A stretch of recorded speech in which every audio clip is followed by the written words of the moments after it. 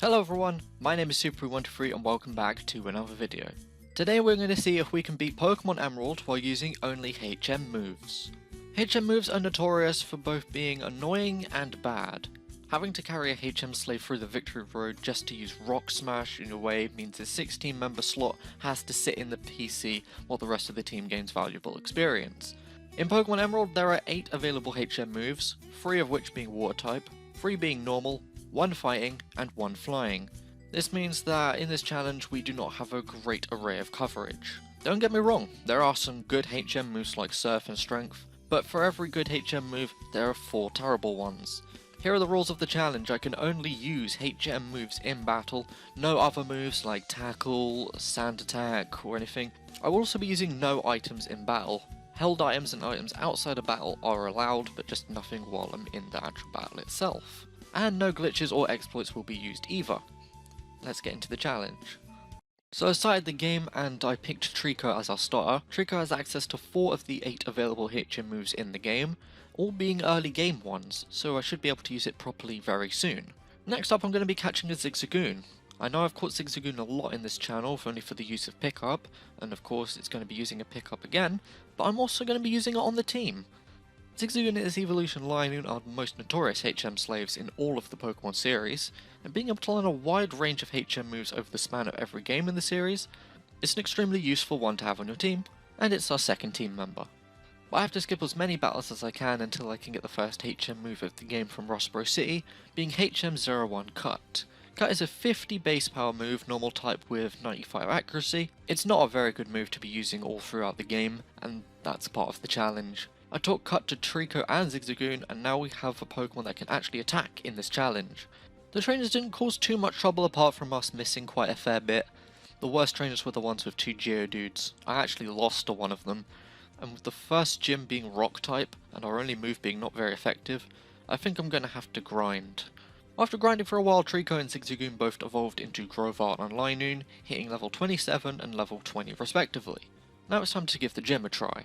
And since I'm a masochist, as I stated before, I won't be able to use any items in battle, making this battle a lot harder than it needs to be, but then again, challenges.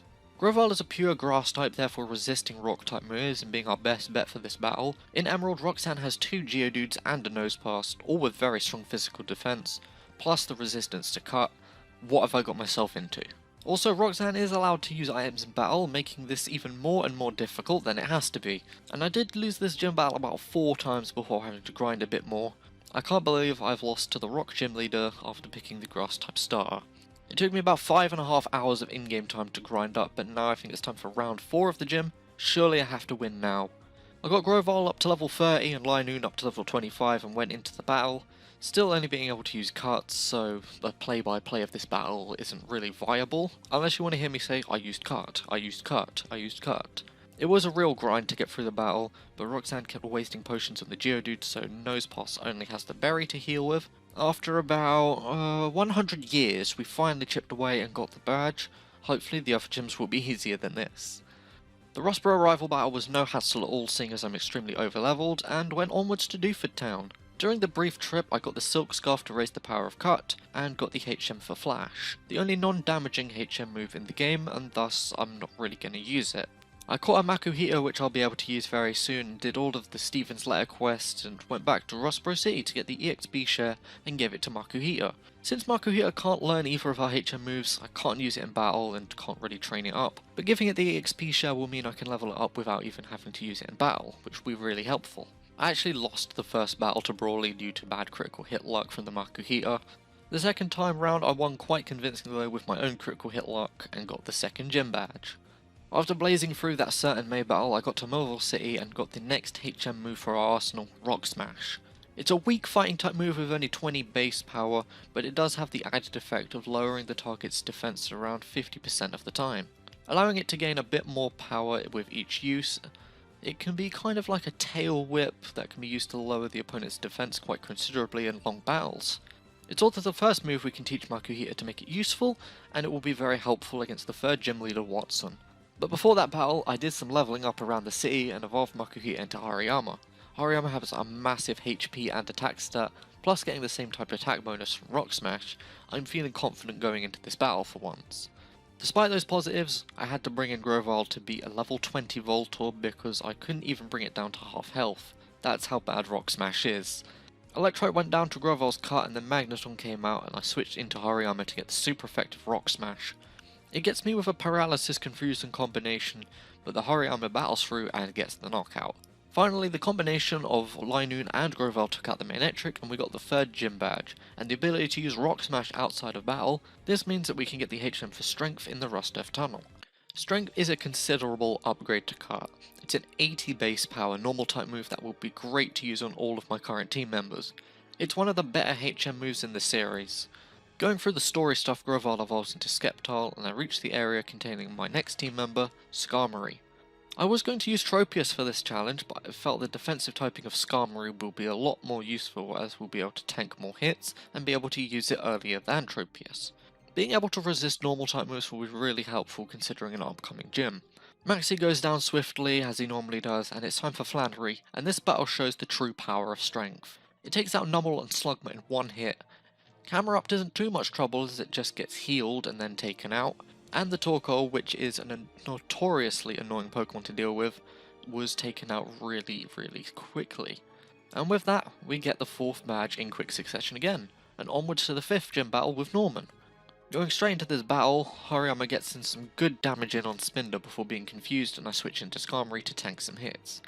That doesn't exactly go to plan, but despite the healing and confusion hacks, Spinder does go down. Sceptile takes out the Vigoroth with minimal fuss with Strength, and Linoon comes out and faces the exact same fate, only weakening Sceptile slightly.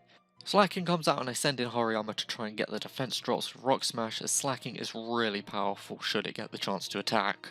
Counter takes us down to red health as it heals with a berry and takes Hariyama out with a Facade. But with all the defense drops, the speedy Sceptile comes out and takes it out with a single Strength, meaning we've got 5 gym badges now. But more importantly, we've got the HM for Surf. Surf is without a doubt one of the best HM moves in the entire series. A 95 base power move with 100 accuracy. What's not to love? And in this generation, it doesn't hit your teammates in double battle, so it's even better. But now we need to catch something that can use it properly, as Linoon and Hariyama don't get same type attack bonus from it. Making the trek past Marvel City to get the good rod and then going all the way back to Route 102 to fish up the next member of the team, Corphish. Corphish isn't the most spectacular of Pokemon and not one you would immediately think of in terms of HM slaves, but it's tied with the likes of Latios, Rayquaza and the Psyduck line for the ability to learn the most HM moves in the game at a whopping total of 6 out of 8. It's a really interesting pick for the team and something not many people would consider using since there are 101 different and better water types in Gen 3. I was considering using an Azumarill, but I decided against it for Corphish, just because, you know, the little fact about it being one of the best HM users in the game is really interesting, and I thought you guys would like to know that. While travelling, it does evolve into Crawdaunt, meet a familiar face at the Weather Institute before taking some good things off of it, namely the Mystic Water, battle May and get the HM for Fly. Fly is a pretty good 2-turn move that can be taught to Skarmory, 70 base power in Gen 3, but taking up 2 turns to use it is okay as it will be helpful against many grass and fighting types that may appear. The 6th gym leader is here and flying trainer Winona isn't as difficult as I thought she would be. Yes, Sceptile and Hariyama are weak to flying, but a team isn't anything too difficult. Swablu and Tropius went down really easily, although with some annoyances from Tropius. Linoon and Sceptile battled through the Pelipper and Crawdaunt surfed on the Skarmory. Altaria is the main powerhouse of the team as it sets up Dragon Dance. We almost take it out, but Winona heals it and it takes out Sceptile. Out comes Linoon, tanks an Earthquake and strengths for the victory. And guys, here is your annoying mid-video reminder to subscribe to the channel if you are enjoying the video. Only 11% of my viewers are subscribed, so hit the subscribe button and let's try and get that subscriber rate up. And anyway, back to your regularly scheduled programming. After that I got to Lily Cove City, did the most underwhelming rival battle in history, and found one of the best places for this challenge, the move Delia. This guy is the only way of getting rid of moves to leave blank spots in your move slot, meaning there won't be any instances where I'm forced to use a move that isn't a HM move if I get hit by something like Disable or Sprite. I mean Spite, not Sprite, Sprite's a drink. I got rid of the non-HM moves from my party and continued onwards. It was here I caught the final member of my team, Tentacool. I know I could have caught it in Dewford Town with the old rod, but that slipped my mind up until this point. Tentacool is the notorious water-type HM slave, especially helpful when there are 3 water-type HM moves in the game. I caught it and it very soon evolved into Tentacruel during a grinding session on the Hoenn High Seas, and I went into the battle with the 7th gym leaders Tate and Liza. Since this is a double battle, my main aim for this battle was to surf with Crawdon, who doesn't get hit by psychic moves due to being dark type, and just use something else with my other Pokemon. I start by focusing Linen's attention on the Xatu as it tries to set up Calm, Mind Boost, and Claydol uses Earthquake, which bypasses Xatu's flying type. I switch it up, aiming to knock out the Claydol with Linoon, but it takes a boosted Psychic, and Linoon is gone. Crawdon continues to surf, which almost takes out Claydol, but it gets Hyper Potioned. Sceptile then beats the Bird Brain with Strength, and Solrock comes out, taking a lot of damage immediately with Surf. Crawdon falls to Earthquake, and out comes Tentacool, who I was fearful to bring in as it's weak to Psychic type moves, but that doesn't matter as it takes out the Claydol and almost Solrock with another Surf. Focusing on the Solrock, Strength and Surf take it out and we are left with Lunatone. After it gets healed up with a Berry and a Potion, a Surf and a critical hit Strength get us the Gym Badge. That was a lot tougher than I thought it would be, but managed to battle through in the end. This then gives us the HM for Dive, the water-type version of Fly, a 2-turn move that I often overlook as Surf is a lot better and does more damage in less turns. Dive is still okay, but it's outclassed in this instance. Next up in storyline news, I have the Groudon v Kyogre scene where they look at each other and go grrr, but then Rayquaza tells those kids he has to have a nap and then tell them to cut it out. And then we get the final HM of the game, HM Waterfall. It's much like Surf, which is really quite powerful, but due to the lack of the physical special split in this generation, it's basically just Surf 2. Time for the final gym battle against Juan. He has Water type, so 3 of our Water type HMs are not going to be of much use here. Love Disc was easy enough. Whiscash was annoying in the fact it got healed up and took out the Sceptile. Grass type losing to a Pokemon it's double super effective against. Great. It's Gym 1 all over again. Linoon comes out and mops up the scraps. Celiob is a simple rock smash technique from Hariyama, and out next is Kingdra, his powerhouse that spams double team. I go for the defense drops with rock smash and actually get a hit in with Crawdon, but one heals Kingdra up. Crawdon gets unfrozen just in time to smash it one of those big meaty claws. Finally we take out his own Crawdon, and finally we've got the final gym badge and access to the Pokemon League. Yay! Wally's final battle in the Victory Road was kind of tough, and the fact I said that means that I definitely have to grind up for the Elite Four. But as I was grinding for the Elite Four, disaster struck and my save file corrupted. My save state wouldn't load no matter what I tried, so I did an epic speedrun to get back to this point in the game. I didn't use only HM moves while trying to get back to Victory Road as I wanted to get here as quickly as I could, and I had already shown you that you could get to this point using nothing but HM moves anyway. Here's how the team is looking now. I deleted all the regular moves and taught only HM moves for our final challenge of the Elite Four and Champion. Leave me your final predictions of if I can win this challenge or not. First up is Sydney. He gets an Intimidate in on Hariyama from Mighty Anna, but it's so strong that Strength still beats the Mighty Anna in very little time. Shiftry causes some issues with double teams, so Skarmory comes in to clean it up. Linoon does its best against the Crawdon but faints, so I send in my own Crawdon for the Crab battle. Skarmory then takes out the Cacturn and Absol, and that was a fairly simple victory, not much to say there. Next is Phoebe, who has Ghost types, leaving me with only the ability to use my Water type moves and Fly. Dusclops is out first as I start with Hariyama to get in some Surfs.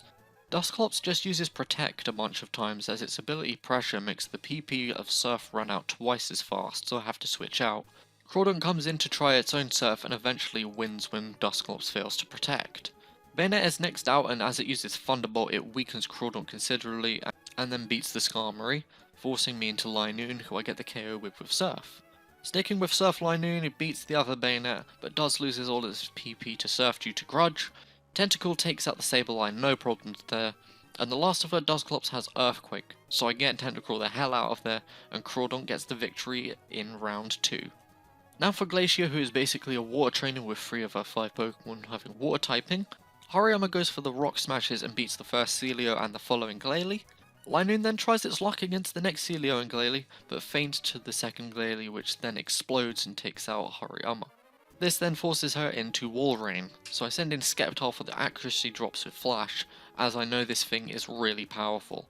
The accuracy drops do work out, and coupled with the defense drops, I send in Tentacruel to use Cut, making her use a Forest Spore, and end up leaving a mess for Crawdont to clean up, and that is the third member defeated. Finally is Drake, and he has a major problem. In my Cast Form challenge, he was a joke of a trainer, but here he wants revenge. I have nothing good against his team, but a glaring weakness to most of his movesets. I do lose the first battle, however, despite making it all the way to his last Pokemon, and I have to go through the whole Elite Four challenge again to face him for a second time. This time it wasn't even close. Dragon Dancing Altaria takes out a majority of my team before a double teaming Kingdra takes the rest out. That was an absolute massacre. Luckily before this battle I saved, so I wouldn't have to go through everyone else again. That is kinda cheap, and I wish I had gone through the challenge every single time until I got a high enough level, but that's just how I did it. It took me 8 tries to beat Drake, with Altaria and Kingdra causing the most issues every time. On the lucky attempt that I did though, Crawdont got really lucky with Shelgon getting a critical hit and a miss against it. Skarmory comes in as Altaria sets up Dragon Dance. I get in some Rock Smash defense drops, coupled with the recoil from Double Edge which Skarmory resists, eventually takes out Altaria. Next up is Flygon, and with some strong surfing action it gets taken out by Crawdont. Kingdra is the main threat, and with some flashes and defense drops from Rock Smash, we set up Linoone to one-shot the Kingdra and move on to his ace, the ever-scary Salamence. Linoone gets in as much damage as it can with the defense drops from Rock Smash before being taken out as I go into Hariyama. The strength from Hariyama takes out the Salamence, and I have a last beat in the Dragon Trainer and can move on to the champion. And of course, most of my moves are Water type, and of course the champion would be a Water type user. I should have done this in Ruby. This battle didn't take me as many tries as it did the Drake battle, but it was still quite annoying nonetheless. But I managed to win it on my third try. Wallace starts with a Wailord as I lead with Crawdont. Getting in as much damage as I can was the aim of this before he gets knocked out, but I ended up knocking out the Wailord anyway, so that's a good thing. Skarmory is what I use next for the oncoming Ludicolo. It gets in a massive amount of damage with Surf and almost gets the one-hit kill, but as I use Fly, it gets a critical hit and takes out the Mexican stereotype no problem. I kept Skarmory in the battle to get in as much damage as it can on the Tentacruel before it faints. Once it does, I bring in Crawdont, which just about manages to take it out on really low health. Milotic is out next, and it poisons Hariyama first turn, as I just use it to try and get in some defense drops with Rock Smash. A combination of Surf and Toxic damage takes out the Hariyama, and despite Milotic using Recover to heal itself up, Linoone does beat it with Strength. Whiscash v Sceptile was just a match of brute force. All I did was spam Strength with Rock Smash here and there, getting a few vital defense drops, and it was as simple as that. Now it's a 4v1 against his Gyarados. It does get the Intimidate off on Sceptile, but that doesn't concern me as I'm just aiming for defense drops with Rock Smash. I get in a few when it uses Hyper Beam and takes out Sceptile, leaving Crawdont to get in a free hit as Gyarados now has to recharge. Trying to get in the power of Strength, Gyarados uses Earthquake twice to leave Crawdont on 3 HP with the victory in sight, but Wallace uses a full restore to bring Gyarados back to full HP, and then takes it out. And just like that, the 4v1 is a 2v1, and Linoone comes out. Everyone's favourite HM slave uses Strength and gets a critical hit, and with that, the battle is over, Gyarados is down, Wallace is defeated, and we are the Pokemon League champions by only using HM moves. It was a really tense battle at the later stages, and beating Drake was a victory for this challenge in itself. He was extremely difficult. But as you know, this is a Pokemon Emerald challenge, so I have one more battle to take care of. Now I just want you guys to know I tried this battle so many times at various lower levels, but it just wasn't happening.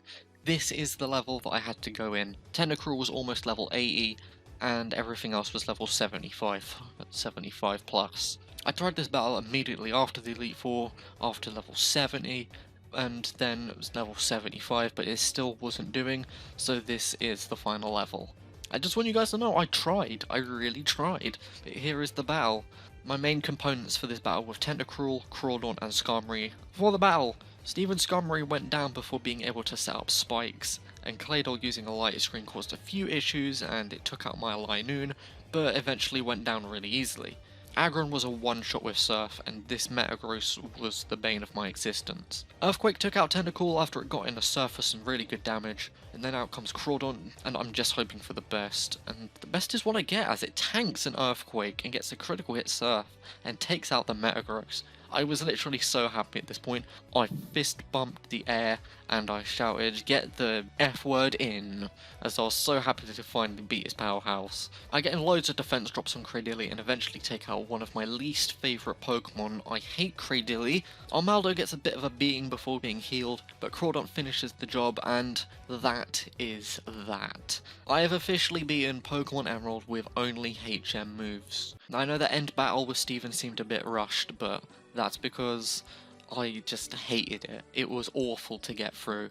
This challenge took a considerable bit of grinding at the start and the end, but it is possible to beat Pokemon Emerald with only HM moves. Sure, they may be gimmicky and most of them not very good, but HM moves can actually be more helpful than first thought. Moves like Surf and Strength I already knew were actually really decent, but Rock Smash really surprised me with its defense drops. HM Slave Pokemon are pretty good to use in-game as well, even with just HM moves, especially Tentacruel. Just because it's common doesn't make it bad. And with that, the video's over, and I hope you guys have enjoyed. Remember to leave some suggestions of Pokemon challenges you want me to do in the future in the comments. Remember to like, subscribe, and hit the bell. My name has been Super123, and I will see you all in the next video.